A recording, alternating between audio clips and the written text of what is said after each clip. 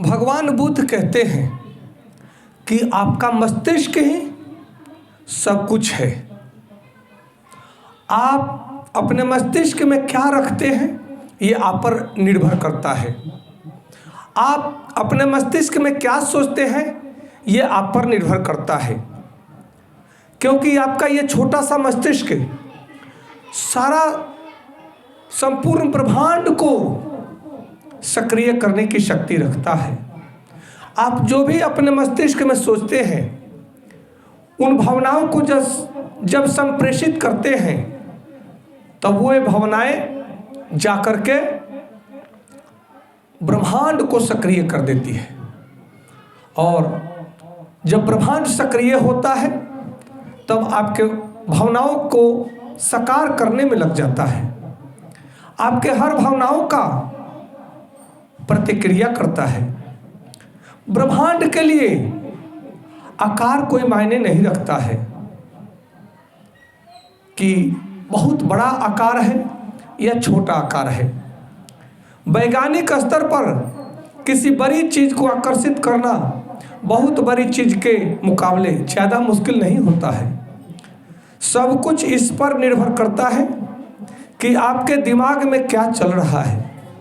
अपने दिमाग में आप क्या रखते हैं। हम अक्सर कहते हैं यह बड़ी चीज़ है, इसमें थोड़ा समय लगेगा, और यह छोटी चीज़ है, इसके लिए 1 घंटे का समय काफ़ी है। ये हमारे नियम है जिसे हम परिभाषित करते हैं। ब्रह्मांड में देरी का कोई नियम नहीं है। आप मनचाही चीज़ इसी समय पाने की भावनाएं अगर लेकर के आते हैं, मन में भावनाएं अगर ऐसी आती हैं जो चीज़ पाना है, तो ये ब्रह्मांड फौरन ही प्रतिक्रिया करता है, और वह चाहे चीज़ कितनी भी बड़ी हो उसे प्रकट करने का कार्य करना प्रारंभ कर देता है। इसलिए हम जैसा सोचते हैं वैसा ही संसार हमारे इर्द गिर्द होता है, क्योंकि हम अपने जीवन की रचना स्वयं करते हैं। हम अपने जीवन में अपनी दुनिया का भी रचना हम ही करते हैं। हम स्वयं अपना जीवन का निर्माता है। इसलिए कभी भी नकारात्मक न सोचें, क्योंकि नकारात्मक भावनाएं जब प्रेषित होती हैं तब हमारे जीवन में ब्रह्मांडीय शक्ति, जिसे हम ईश्वर कहते हैं, वह ईश्वरीय शक्ति हमारे जीवन में वही प्रकट करने लगती है।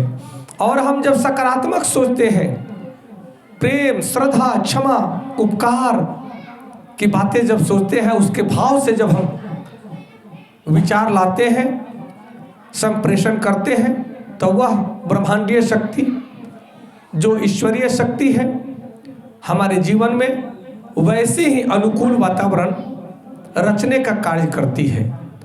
इसलिए इस बात का हम सबको ध्यान रखना चाहिए कि जो भी हम सोचते हैं वैसा ही करते हैं, और जैसा करते हैं वैसा ही कर्म फल हमारे जीवन में मिलता है, और हम उसी कर्म फल को भोगने में सुख और दुख की कल्पना करते हैं। इसलिए सदैव अपने विचारों को बदलें, अपना जीवन बदल जाएगा, आपकी संसार, आपकी दुनिया बदल जाएगी। नमस्कार, धन्यवाद, जय श्री कृष्ण।